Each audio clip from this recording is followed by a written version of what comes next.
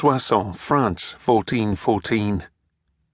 Rumours of how the French had murdered their own people reached me long before I'd arrived at Soissons.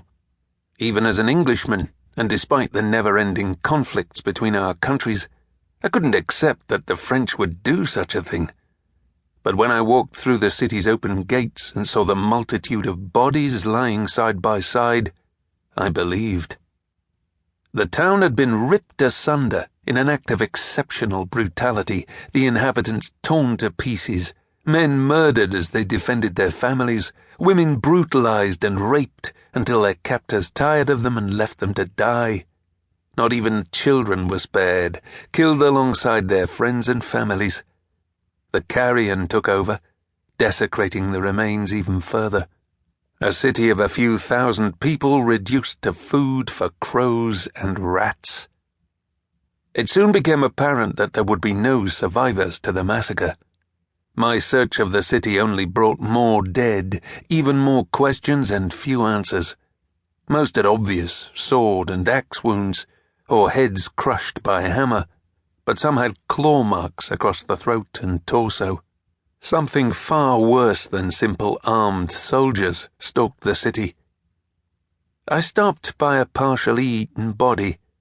The man's sword had fallen onto the path beside him. His abdomen was covered in bite marks. Whatever had attacked him had devoured his internal organs. The bite marks could have belonged to a large wolf, but I knew I wasn't going to be that lucky. Dusk was beginning to settle. Birds flew home for the night, a brilliant red sky lighting their way.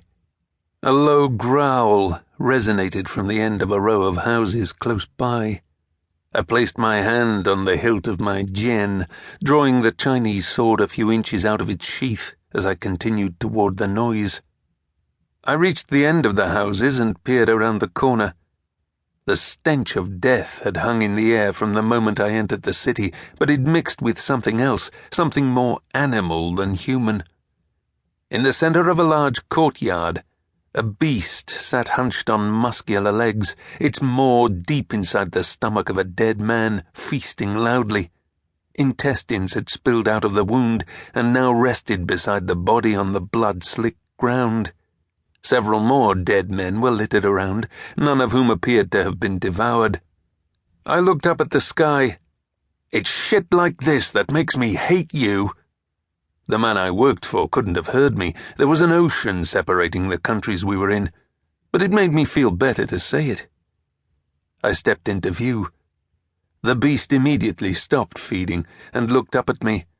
"Live food," it growled. A sigh escaped my lips. "You don't have to do this." The beast stood on two legs, stretching to its full height. It was over a head taller than me, and its muscular frame was covered in dark fur, now matted with blood.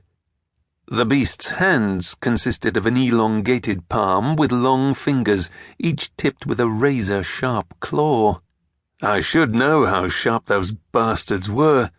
I'd fought enough werewolves in my time. The werewolf lifted its nose and sniffed the air. "I can smell your blood, little man." It stepped forward and opened its mouth, showing me the dozens of wickedly dangerous teeth dripping with gore. "That's very impressive," I said. "You know what I've got? This." I tapped the guandao strapped to my back, a Chinese halberd consisting of a 1.5-meter-long wooden pole with a curved sword edge on one end and a sharp spike on the other. The werewolf shrugged. "You're just a human. I can kill you before you even draw it." "Maybe." I hurled a silver dagger into the throat of the beast.